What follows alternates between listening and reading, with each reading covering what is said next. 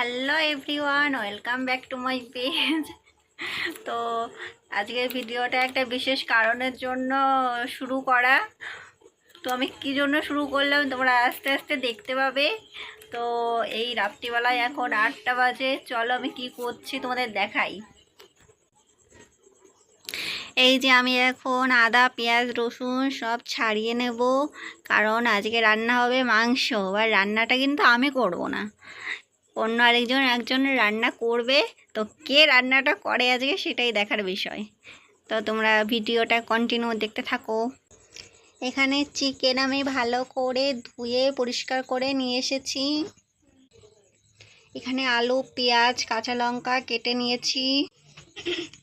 এখানে জিরে আদা রসুন বেটে রেখে দিয়েছি, সব রেডি করা। এখন শুধু রান্না করতে আসবে, চলে আসো রান্না করতে।